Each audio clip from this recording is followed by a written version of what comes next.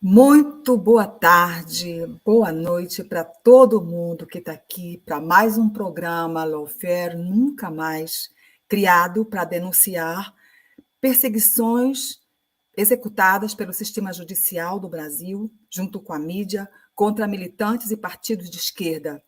Nós agradecemos aos canais parceiros que retransmitem ou transmitem simultaneamente esse programa, como a TV Resistência Contemporânea, Inteligência Acima da Mídia, canal da Flávia Costa e outros tantos canais, mas em especial para você, que está aqui a cada terça-feira fortalecendo essa luta dentro das tantas trincheiras que nós temos nesse país. Agradecemos a sua audiência, pedimos que você deixe o seu like no programa, que você divulgue para as suas redes sociais, visite nossas redes sociais e que se mantenham com a gente, porque é assim que a gente vai mudar esse país para que ele seja feliz de novo. Nós gostaríamos de chamar a companheira Cleide Martins, minha companheira de bancada, e o nosso querido companheiro Henrique Pisolato, nosso companheiro sobrevivente, Fênix do Mensalão Mentirão, aposentado do Banco do Brasil e sempre na luta por um Brasil feliz de novo.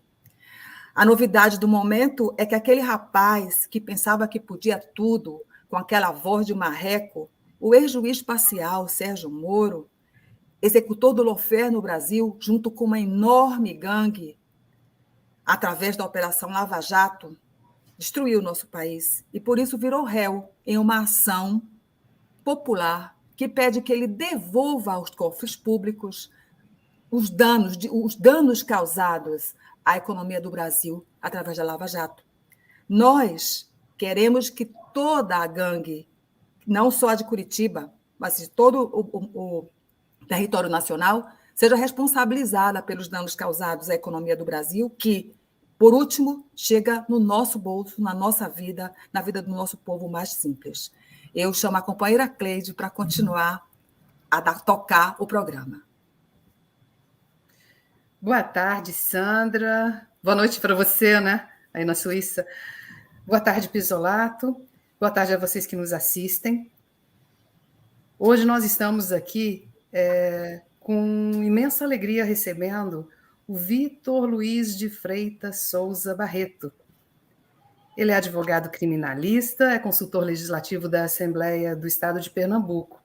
É mestre em Direito, Estado e Constituição na Universidade de Brasília e é coautor do artigo Operação Calvário, um caso contra Márcia Lucena, que integra a obra Lawfare, o Calvário da Democracia Brasileira.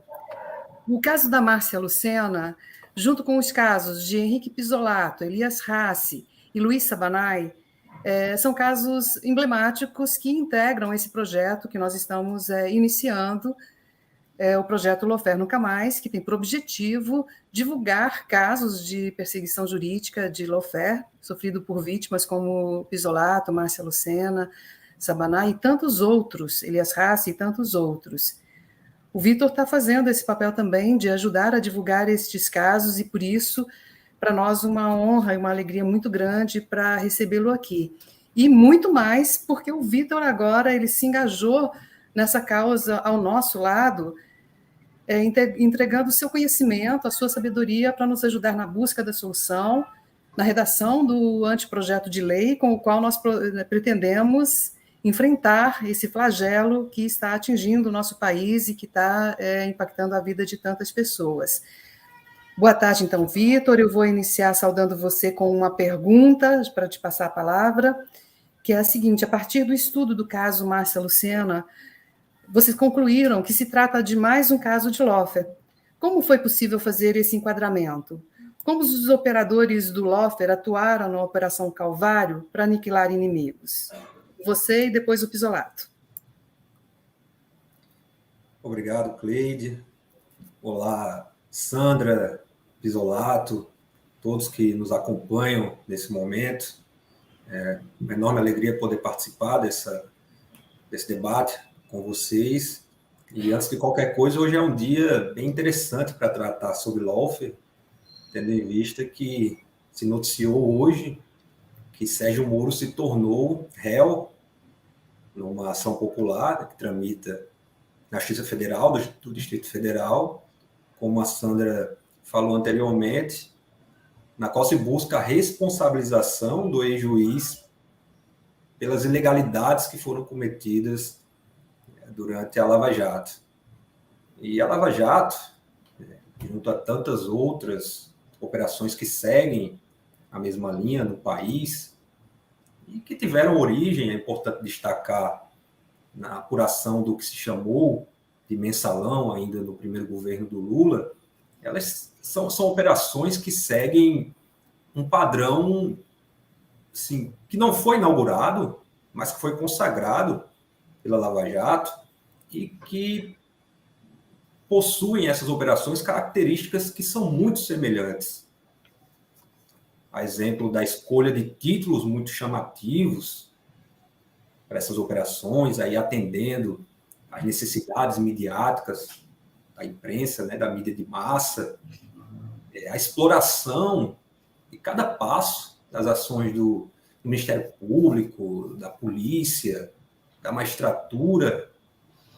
Muitas vezes o acesso pela imprensa a informações sigilosas das investigações, dos processos, antes mesmo que as defesas técnicas, as defesas dos acusados tenham acesso a esses documentos e, principalmente, com medidas judiciais que são muito questionáveis, muito controversas e que, sem observarem as garantias constitucionais, à margem do ordenamento jurídico, vem, infelizmente, se tornando uma regra no sistema de justiça criminal.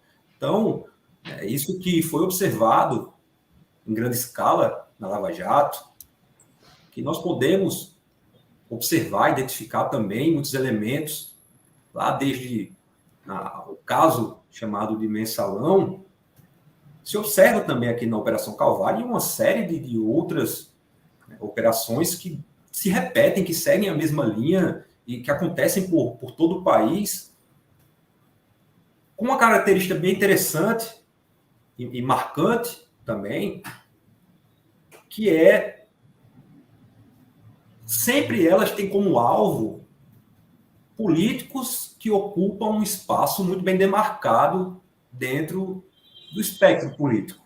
São políticos, notadamente de esquerda. Então, essas ações, essas investigações, elas são baseadas em evidências que são muito frágeis, muitas vezes delações premiadas, que são tratadas como se fossem provas, e não são. São simples meio de obtenção de prova, com prisões preventivas que não se justificam processualmente, muitas vezes os casos que estão sendo apurados ocorreram anos atrás. Outras medidas duras que também não se justificam, como bloqueio de bens, muitas vezes a partir de cálculos que não encontram amparo na lei ou na jurisprudência. É muito comum, tem sido muito comum o Ministério Público alegar um suposto dano moral coletivo, essas ações que envolvem supostos delitos contra a administração pública, sendo que danos morais coletivos não teriam o processo penal como espaço adequado para a discussão. E muitas vezes esses valores que são muito vultosos, eles terminam fundamentando esses bloqueios, esses controversos bloqueios de bens. E tudo isso fazendo parte de um repertório que, como falei, aliado a uma cobertura muito intensa da mídia, que ao mesmo tempo que é muito intensa, é também parcial, é apelativa,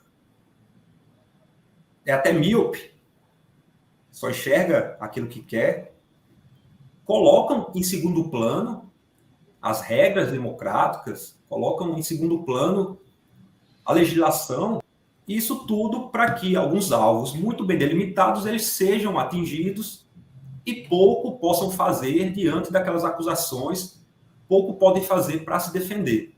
São pessoas que são acusadas e quase que sumariamente já condenadas.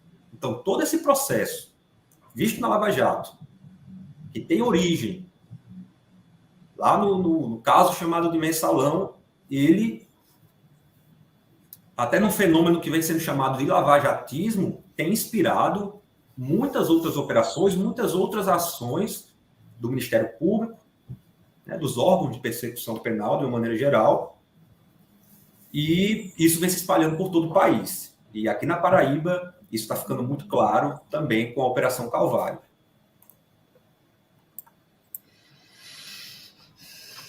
Boa tarde, Cleide, boa tarde, Sandra, boa tarde especial ao Vitor e a todos e todas, todos que nos acompanham e nos prestigiam todas as terças-feiras. Olha, o que o Vitor acaba de dizer, com toda a sabedoria e a expertise profissional, é o que a gente já vem dizendo e vem sentindo há algum tempo, de que lawfare não é justiça, é o uso dos aparatos judiciais, das ferramentas judiciais para fazer injustiça. E quando se usa a estrutura do judiciário para fazer injustiça, se está cometendo crime. Eu acho que isso ficou bem claro.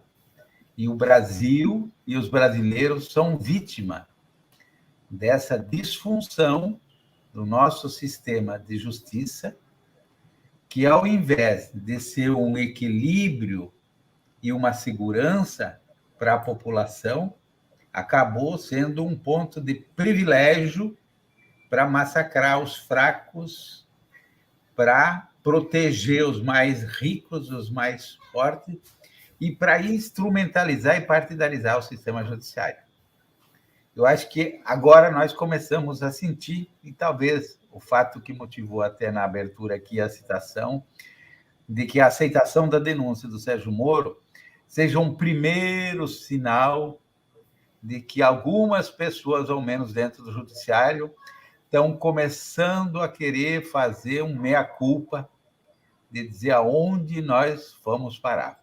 Como se diz em alguns locais do Brasil, aonde nós fomos atar o nosso burro, né? No que é que nós transformamos o nosso sistema de justiça. É impossível, nós não podemos continuar gastando dinheiro público para ter uma estrutura caríssima, com os melhores salários, com profissionais que têm todos os privilégios para trabalhar contra o país e contra o povo brasileiro. Eu acho que esse é o nosso desafio. Pois é, Henrique. Dentro desse desafio, a gente busca discutir aqui com vocês que estão nos assistindo questões que são importantes e essenciais sobre o lawfare. Por exemplo, Vitor, quais os objetivos dos operadores do lawfare na condução de todas essas operações que se espalham Brasil afora, desde o Mensalão inaugurado em 2005? Você está com a palavra e, em seguida, Henrique, é tua vez. Olha, o lawfare, até o conceito que se dá ao lawfare, né, é um conceito que vem sendo construído, mas podemos dizer que é um termo de origem inglesa que vai identificar, de uma maneira geral, a utilização do direito como uma arma de guerra para destruir um inimigo.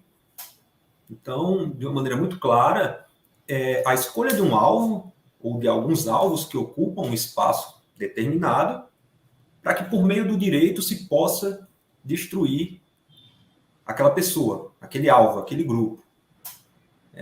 O lawfare, embora ele tenha sido ganhado, né, conhecimento, esse termo se tornou notório com a Lava Jato, essa não é uma prática de maneira alguma que se trata de uma novidade. Como eu falei, nós identificamos, né, essa prática, enfim, aspectos do lawfare muito antes disso, né? Citei aqui o caso do Mensalão, e se nós formos falar de outros casos envolvendo, né, políticos ou grupos políticos, nós vamos encontrar os montes, não só grupos políticos, mas grupos empresariais, enfim.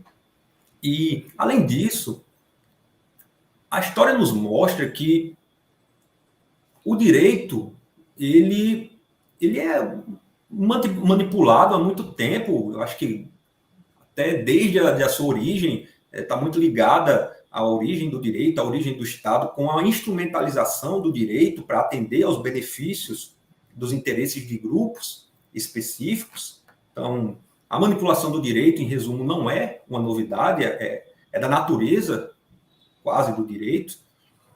E isso ocorre principalmente durante a história por meio da adequação das formas de punição de cada período histórico às necessidades do modo de produção da época. No período que nós estamos vivendo, no Estado capitalista que nós vivenciamos, isso é realizado fundamentalmente por meio da ameaça ou da execução da pena privativa de liberdade. Então, o sistema de justiça criminal, ele assume um papel essencial no lawfare e, por consequência, na reprodução das desigualdades sociais. O aparelho repressivo do Estado, ele atua diretamente na manutenção da opressão sobre as camadas mais pobres da população. Isso está por trás de todo o lawfare. Porque acabar com a submissão dos mais pobres significaria dar espaço para transformações sociais que ameaçariam os privilégios, as vantagens daqueles que ocupam as classes dominantes. E aí, respondendo até diretamente à tua pergunta, Sandra, e aqui eu considero que está o centro do objetivo do lawfare, qualquer pessoa que signifique, qualquer grupo que signifique uma ameaça a esse status quo, automaticamente ele se transforma num alvo das classes dominantes. E isso nós vimos acontecer aos montes no Brasil, né, de maneira emblemática, a prisão de Lula, a condenação, a retirada forçada do processo eleitoral de 2018, nós vimos com Dilma no impeachment, e nós estamos vendo em tantos outros locais do país, onde políticos, notadamente políticos de esquerda, grupos políticos, eles são alvos do lawfare e são retirados da disputa política, por consequência, por meio do sistema de justiça criminal. Então, são pessoas que têm reputação destruída, pessoas que têm famílias destruídas, grupos políticos que perdem sua força porque eles foram colocados como alvo de uma prática que tem por trás um objetivo muito claro, que é não permitir a emancipação social, é não permitir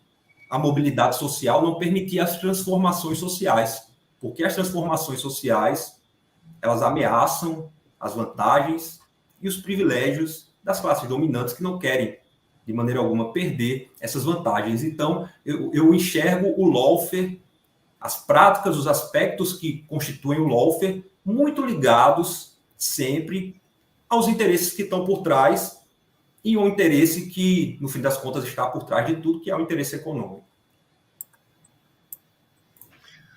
Eu acho muito interessante e precisa essa análise do Vitor, caracterizando a visão classista, porque aí se justifica por que é que eles foram atrás logo das lideranças dos políticos que estavam com uma visão social, que defendiam a distribuição de renda.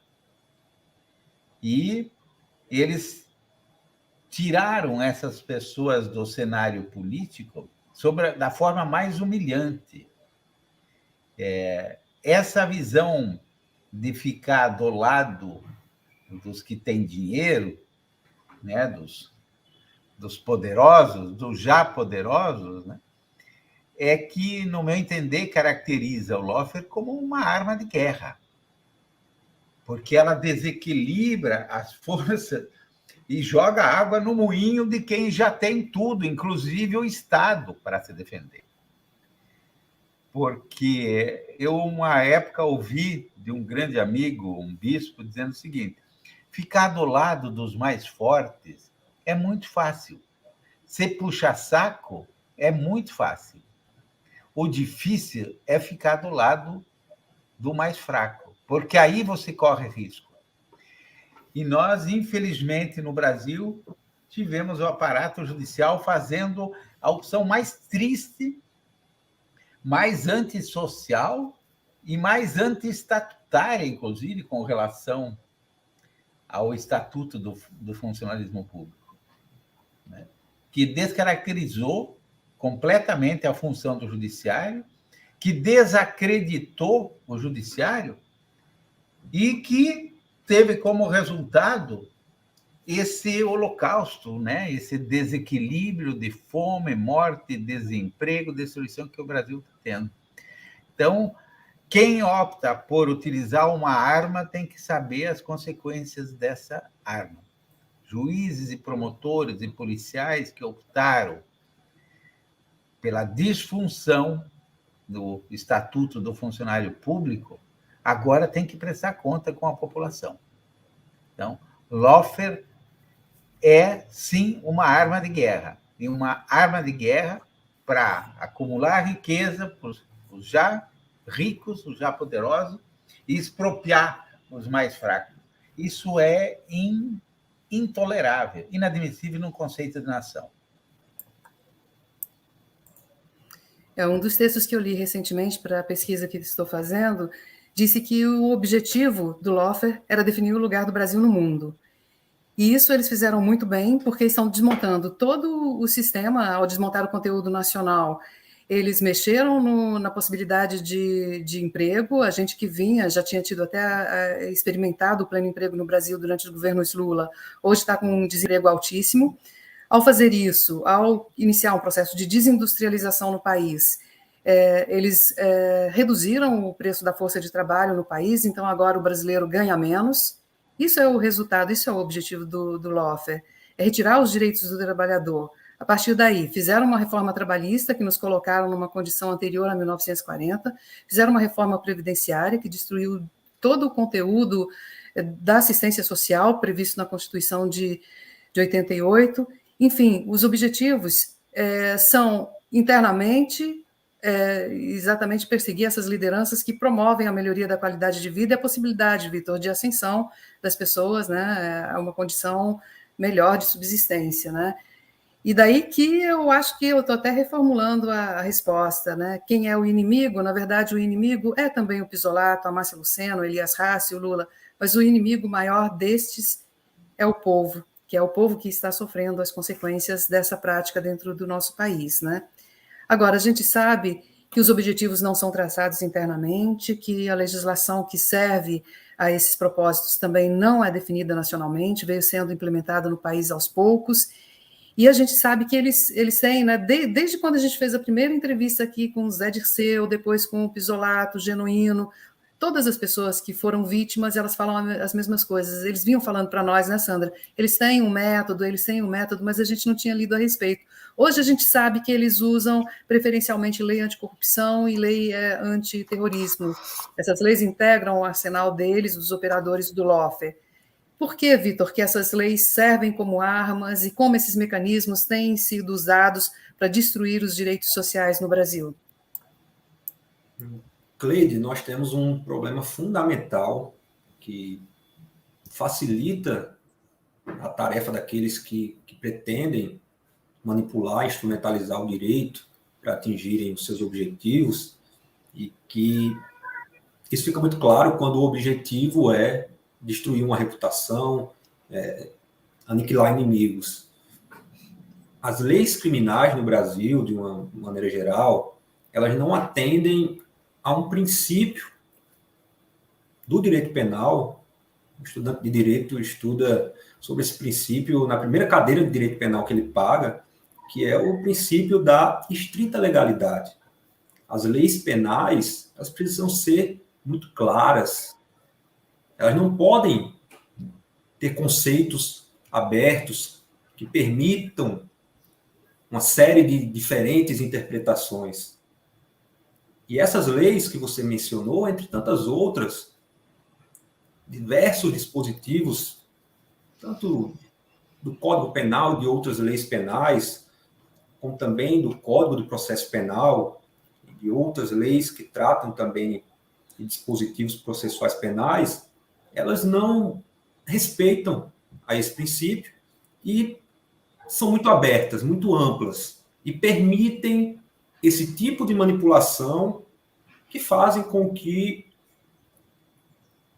o aparelho repressivo do Estado ele possa ser utilizado para atender os interesses daquele que pode movimentá-lo. Por exemplo, a prisão preventiva, que é um instrumento muitíssimo utilizado na prática do lawfare.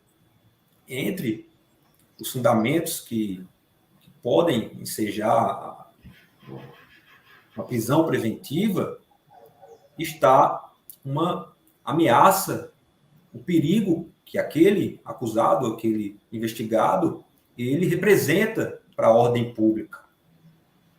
Então, quando nós temos essa ameaça, esse perigo à ordem pública como um requisito para uma prisão preventiva, vejamos que quem pode dizer de uma maneira muito clara o que é ordem pública?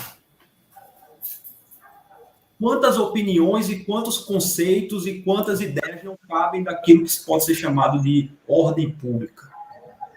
Então, sob esse argumento de ameaça, de perigo à ordem pública, são inúmeras as pessoas que são presas preventivamente. E aí, quando alguém está preso, nas masmorras que nós temos aqui no país, o nosso sistema penitenciário, ele possui condições subhumanas, não só pela superlotação, mas também por tudo aquilo que é oferecido, por suas condições estruturais. Aquela pessoa que foi submetida a essa condição, ela fica sujeita a aceitar qualquer tipo de pressão. Ela vê rapidamente a sua vida ser destruída, passa a ser estigmatizada, a sua família sofre, seus amigos se distanciam. E naquele momento de maior aflição, imagine a situação de uma pessoa que é contactada pela polícia ou pelo Ministério Público e tem tratativas iniciais oferecendo um acordo de colaboração premiada para que você saia daquela condição subhumana e nunca mais volte para lá. Imagina a situação de quem está preso e tem uma oferta de uma colaboração premiada. Na condição que nós temos das cadeias, do sistema penitenciário do Brasil, é aceitável que uma pessoa receba a oferta de uma condição que vai fazê-lo sair dali para nunca mais voltar. E dali ele possa falar ou apresentar condutas que ele saiba são delituosas e que fale que outras pessoas cometeram tais condutas. É aceitável esse tipo de situação em que a pessoa é colocada para oferecer, para que se ofereça um acordo de colaboração premiada? Aquela pessoa que faz esse acordo nessas condições está fazendo de livre e espontânea vontade? A voluntariedade, como é um requisito da lei de organização criminosa que traz o mecanismo da colaboração premiada, há voluntariedade nesse tipo de acordo? Então, esse mecanismo que foi muito bem produzido com o passar do tempo na legislação brasileira, muitas dessas leis não são também leis antigas. Por exemplo, a lei de organização criminosa, que traz o Instituto da Colaboração Premiada bem delimitado, é uma lei recente, de 2013. Então, mecanismos como esses, eles permitem que o sistema judiciário, o sistema de justiça criminal, ele tenha locais onde ele possa se movimentar e atingir os seus objetivos. Então, assim, até trazendo a partir da sua pergunta, já, além da identificação dos problemas, possíveis soluções, uma primeira medida é a modificação da legislação que trata sobre os acordos de colaboração premiada.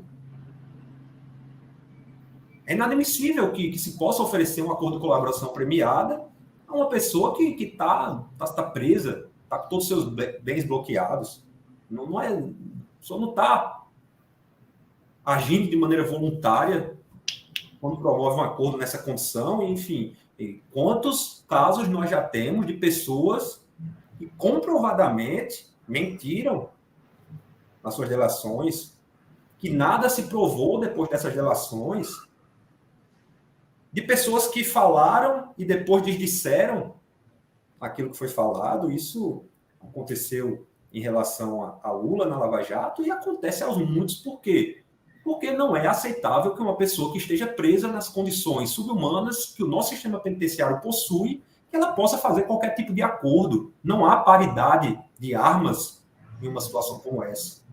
É alguém oferecendo a tábua de salvação a uma pessoa que está em condições totalmente deploráveis e mais, sem saber sequer quando sairá dali, porque a prisão preventiva ela não possui um prazo determinado. Isso é um outro problema. É que nós temos uma prisão que ela é preventiva e que ela não tem prazo. Quando se tentou colocar minimamente um prazo de 90 dias para que ela fosse reanalisada, nós tivemos uma decisão do STF que não considerou que depois de 90 dias, automaticamente aquela prisão seria revogada se não fosse novamente fundamentada. Então, assim, nós temos uma série de problemas, uma série de mecanismos legais que não respeitam os princípios democráticos e a Constituição e que permitem a prática do lawfare. Acho que o Vitor,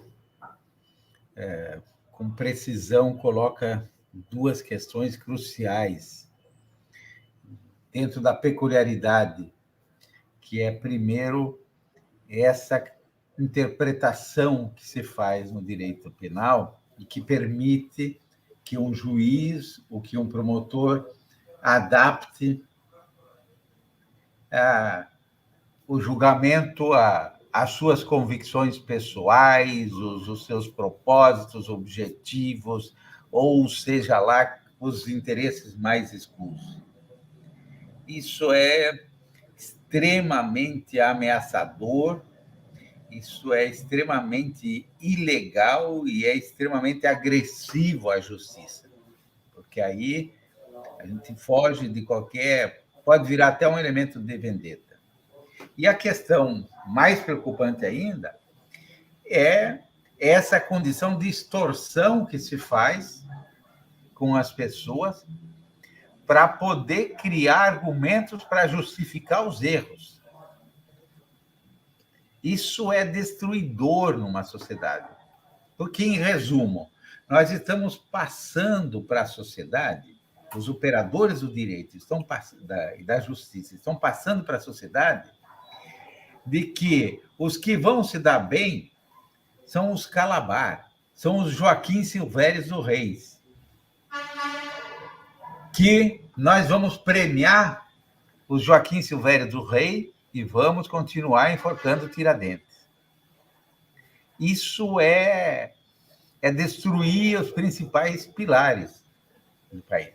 E é claro que isso se faz em função de um grande interesse que tem por trás de tudo, onde essas pessoas acabam sendo cooptadas das formas mais criativas que se possa imaginar, que vai desde a vaidade até os ganhos financeiros, para poder saquear o Brasil. A gente volta, na realidade, à Inconfidência Mineira de uma forma muito perversa, que é, bom, eu vou me aliar e vou premiar quem delata, quem é traidor, e isso, eu premiando o traidor, eu posso roubar o país. E é o que o Brasil viveu nesses últimos anos, né? Roubaram do nosso petróleo, agora a nossa energia elétrica, roubaram as nossas a nossa base de Alcântara, o nosso projeto submarino nuclear, roubaram da gente as nossas reservas estratégicas de mineração, riquezas naturais, a nossa Embraer, entregaram de graça a nossa base de Alcântara, estão entregando a cada dia, e a gente viu aí no fim de semana aquele escândalo, né, de um bilionário, explorador e saqueador que vem aqui, o presidente vai ao encontro dele para entregar para ele o mapa da mina, tipo, tudo isso nós estamos reeditando, né, o reinado, agora as práticas do rei de Portugal com a Inconfidência Mineira. E isso, né, espero que o Brasil reaja como reagiu. E a época, embora um pouco tardio, porque Tiradentes tenha sido enforcado, e transforme Tiradentes em herói e coloque o Joaquim Silvério dos Reis na condição de traidor. E jamais a justiça pode ser cúmplice disso, de estimular o Joaquim Silvério dos Reis e enforcar Tiradentes. Senão, nós temos que recomeçar esse país. Bem, a tarefa de recomeçar o nosso país já está dada, para que o Brasil possa voltar a sorrir. Estamos no caminho. E também nesse caminho, Vitor, você citou na sua fala anterior que a lei de delação premiada é um instrumento importante na prática do lawfare. Aí a gente pergunta para você, a partir dessa ideia e de tantos outros mecanismos que fortalecem a prática do lawfare, o que precisa ser alterado na legislação brasileira para que a gente possa eliminar definitivamente a prática do lawfare no Brasil? Você está com a palavra e depois, Henrique, você também chega. Sandra, eliminar definitivamente é uma tarefa que, infelizmente, eu acho que nós demoraremos muito ainda. Os estragos que o lawfare ele vem produzindo e a força que esse tipo de prática ele ganhou, né, com o tempo são enormes, mas, enfim, precisamos lutar por meio do direito, por meio da política, contra essa forma de utilização do direito para destruir inimigos. É um ponto que eu considero principal, não principal, mas assim, um ponto fundamental, entre outros que são fundamentais, são modificações na lei de organização criminosa que trata sobre a delação premiada. Eu acho fundamental que aqueles que são delatados, eles possam contestar a voluntariedade daquele acordo. Por exemplo, em situações como essa que eu citei, né, pessoas que estão presas e que celebram um acordo de delação, a voluntariedade é um dos requisitos da validade do acordo. Se uma pessoa está presa, não me parece que ela tem voluntariedade na celebração desse acordo. Isso é muito controverso. Então, o questionamento pelos delatados, a possibilidade de questionar a validade, a regularidade, a legalidade desses acordos, eu considero muito importante e os tribunais ainda são um pouco vacilantes em relação a esse assunto. Eu considero também que deveria existir, na verdade, alguma disposição legal que proibisse a celebração de acordo de colaboração premiada com investigados, acusados, pessoas que estivessem presas. Então, se um dos requisitos, um dos fundamentos para a celebração desses acordos são a voluntariedade, não me parece que haja situação em que uma pessoa presa possa ter voluntariedade na celebração desse acordo. Então, eu acho um caminho necessário no enfrentamento ao lawfare, essa impossibilidade de celebração de acordos com pessoas que estão presas, ou pessoas que enfim, passaram pela prisão, ou que se proíba um contato dessas pessoas com os agentes políticos para que sejam feitas as tratativas. Eu acho que esse é um caminho que pode ser discutido e acho interessante na luta contra o lawfare. outro ponto que eu acho importantíssimo é uma responsabilização daqueles agentes políticos responsáveis pelo vazamento de informações sigilosas das investigações e dos processos. Eu acho que isso precisa ser levado mais a sério. Nós vemos vazamentos aos montes de delações que muitas vezes, inúmeras vezes, não se confirmam, mas que a partir do momento em que aquelas informações do acordo elas são divulgadas na imprensa, já se mancha, né, já se afeta muito a reputação daquela pessoa que foi delatada. Então, é preciso levar isso mais a sério, mecanismos de prevenção precisam ser debatidos e implantados de maneira mais assertiva no sistema de justiça para evitar esse tipo de prática e, uma vez ocorrida, elas precisam ser punidas. E aqui eu não falo nem necessariamente da punição criminal, porque eu sou cético em relação ao direito penal. Eu acho que sempre o direito penal vai ser esse instrumento de perseguição àqueles que lutam por transformações sociais.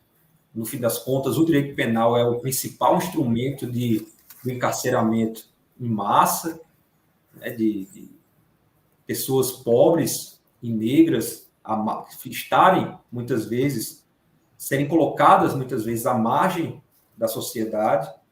Então, não tenho grandes esperanças com o direito penal, mas existem outras formas de responsabilização dos agentes políticos, dos agentes públicos responsáveis por informações sigilosas. Essas pessoas precisam ser demitidas dos seus cargos, essas pessoas precisam de responsabilização também financeira pelos danos que causam às pessoas que estão sendo investigadas, danos que são causados ao país numa escala maior, como nós vemos em operações contra agentes políticos de relevância nacional. Então, eu acho que esses dois pontos são muito importantes. Se tratar com mais seriedade esse vazamento de informações sigilosas de investigações e processos e a possibilidade de o delatado contestar a voluntariedade daquele acordo ou até mesmo a proibição de que pessoas presas possam celebrar acordos de delação premiada. Eu acho que é preciso identificar quais são os mecanismos pelos quais o lawfare se instrumentaliza, ele se opera, como esses dois que eu mencionei, e identificados esses mecanismos que se ataquem às formas legais que permitem a sua utilização no sistema de justiça criminal.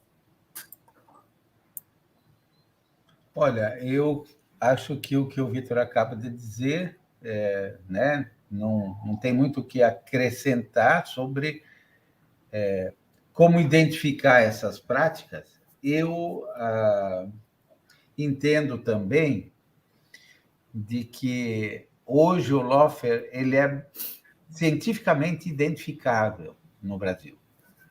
Você tem desde a denúncia sem consistência, que é mais um jogo redacional, né, de adjetivos e minutas, que não tem muito pouco a ver com a prática do Ministério Público, é mais para efeitos mediáticos. Então, ele tem isso, ele tem os juízes escolhidos que vão julgar, ele tem a cumplicidade da mídia, ele tem todo o processo de distorção e interpretação nas condenações. Então, eu acho que hoje já é possível, no Brasil, de uma forma muito científica, enquadrar esses comportamentos, esses desvios da função judicial, e nós teríamos, então, para inibir, para combater isso, nós teríamos que ter uma legislação que punisse, que criminalizasse os agentes que fazem isso. Como a gente teve no pós-ditadura, quando começou a se identificar as práticas de tortura, de desrespeito aos direitos humanos das pessoas, a gente legislou sobre isso e transformou a tortura em crime hediondo.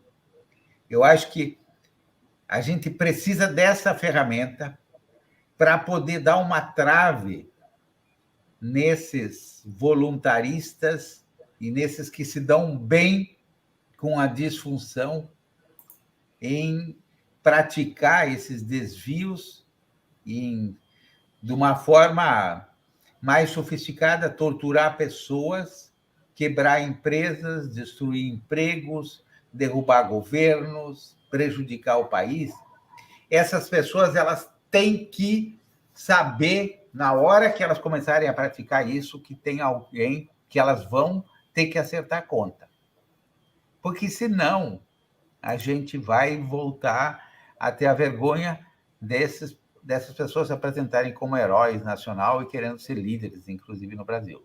Então, acho que a gente precisa de uma legislação muito firme, severa, já que hoje é permitido qualificar esse crime, a gente vai ter que resgatar as vítimas desse crime, acho que ainda são possíveis, que ainda sobreviveram, resgatar no que é possível, porque existe uma infinidade de danos irreparáveis.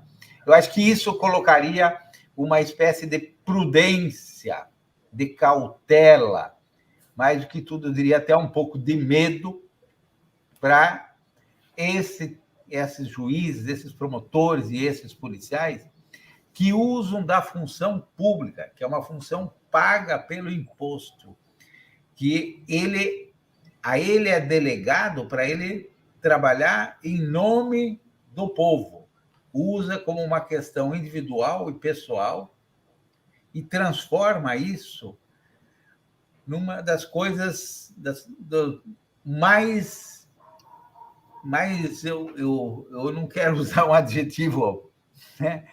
Mas que vai desde as vendetas e vinganças pessoais até o enriquecimento, como a gente viu no caso de um ex-juiz aí, né, que foi muito bem gratificado, foi muito bem premiado à custa de destruir empresas e depois de trabalhar para as empresas a que ele favoreceu. Eu acho que isso tem que ser punido, é inconcebível. Isso tem que ser crime hediondo. Essas pessoas vão ter que ir para o Tribunal Popular. Senão, nós vamos repetir o que aconteceu na ditadura militar.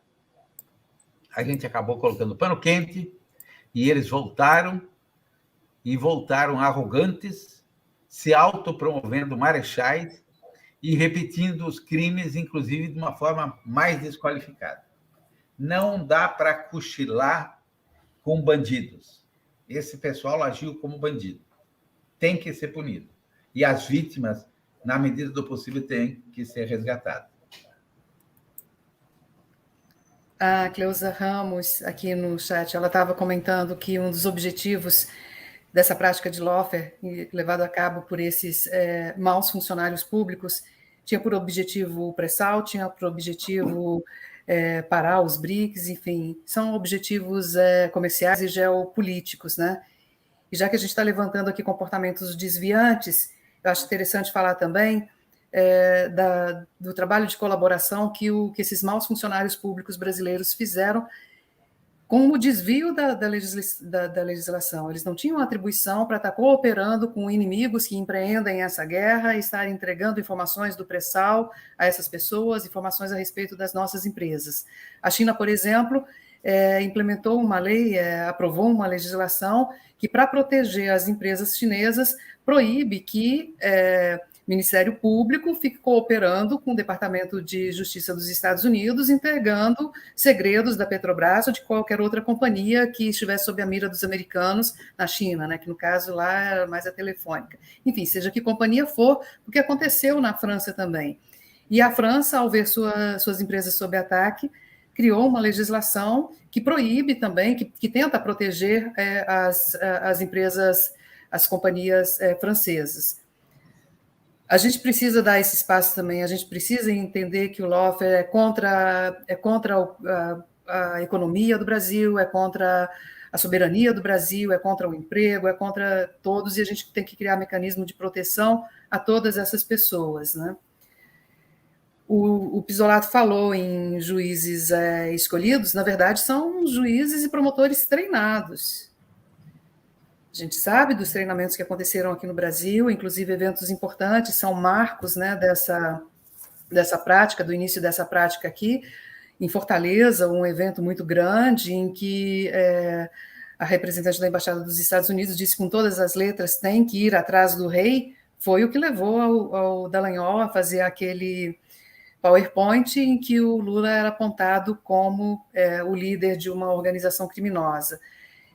Então, realmente, Vitor, o desafio é muito grande e dá conta de... Porque eles vêm se armando e vêm introduzindo esse armamento no Brasil desde 2001. Então, Cleusa Ramos tem toda a razão. A descoberta do pré-sal em 2007 chamou muito a atenção dos Estados Unidos a ponto deles nos colocarem como uma preocupação de segurança nacional daquele país, né? E aí, a partir daí, se intensificaram os treinamentos para os falsos juízes, para os falsos promotores, que fizeram e continuam fazendo livremente essas barbaridades, essas violências todas, prendem e torturam pessoas para, sob tortura, obterem delações premiadas, delações falsas, que levam à condução de processos falsos, com denúncias falsas, e agora a pessoa não pode mais nem visitar um apartamento que vai ser implicada num processo, né?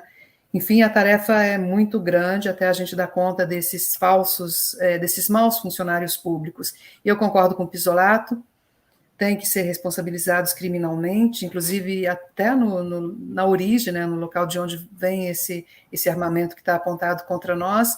O Komarov, que é um dos pensadores do Lawfare, diz que se o Dallagnol tivesse feito aquela entrevista coletiva que fez para falar de uma acusação que não tinha nem sido entregue, de uma denúncia que não tinha nem sido recebida, ele já sairia de lá preso, né? Então, temos que pensar em parar, em neutralizar o Lawfare e em resgatar as vítimas. É para isso que a gente trabalha, é nisso que a gente conta com seu apoio, Vitor. Muito obrigado, nosso agradecimento público aqui. A gente está muito honrada de você ter se juntado a nós e de estar nos ajudando a pensar, porque, como você disse, se o desafio é muito grande, nós vamos precisar de todo mundo. Obrigada a todos os que nos assistiram, e agora eu vou abrir para as palavras finais do Vitor, do Pisolato e da Sandra. Já vou me despedindo aqui, até a próxima terça-feira. Cleide, Sandra, Henrique, eu é que agradeço por essa oportunidade de conversar com vocês sobre esse assunto tão importante, fundamental nos nossos dias, principalmente às vésperas de mais uma eleição aí que vai decidir os rumos do país. E como mensagem final, eu escutava o que você, Cleide, falava, o que Henrique tratou também anteriormente, do quanto, com a prática do lawfare, querem nos levar à economia, o pré-sal, querem nos levar tantas riquezas e também querem nos levar o que nos resta de democracia. Porque o lawfare, além de tudo, é um instrumento de corrosão da democracia. Sem o lawfare, não existiria Bolsonaro. Então, a tarefa que espaços como este, que vocês promovem, junto a milhares de pessoas pelo mundo, eles são fundamentais, porque é tarefa de todos aqueles que prezam pela democracia lutar contra o lawfare. Ele é uma ameaça muito clara ao Estado Democrático de Direito. E somente por meio dessa luta, que é pelo direito também, é um campo necessário, é um lugar de luta, mas também, e principalmente, por meio da política, que é o grande espaço das transformações sociais, é que nós conseguiremos, de fato, vencer todos aqueles que instrumentalizam, que manipulam o direito para destruírem inimigos. Então, é tarefa de todos nós, continuemos lutando, engajemos outros tantos nessa luta, porque a democracia depende da superação do lawfare. E, como nós tratamos, tem muito a ser feito, tem muita luta pela frente. Eu agradeço esse espaço e um grande abraço a todos. Um grande abraço, querido. Olha, eu também quero agradecer a todos os que nos acompanharam, todo o carinho, agradecer de modo muito especial ao Vitor por emprestar a sua sabedoria e inteligência na construção desse nosso projeto, nosso sonho e essa necessidade do Brasil, Cleide, a Sandra, e dizer que lawfare não é justiça. Lawfare é má justiça, é injustiça, é trabalhar contra o país. E quem faz lawfare não pode ser chamado nem de juiz, nem de promotor, nem de policial. Eles são traidores da pátria, são traidores do povo brasileiro, e por isso a gente precisam ser punidos, e a gente tem que ter uma legislação que proíba que se use o nome da justiça para fazer injustiça. Esse é o nosso desafio. Muito obrigado a todos. Nós agradecemos a todos vocês e vamos terminar correndo, porque o Vitor tem outro compromisso e a gente se comprometeu de terminar aqui rapidinho. Boa noite, até o próximo programa, na próxima terça-feira, 31 de maio, às 17 horas. Beijão, minha gente. Obrigada.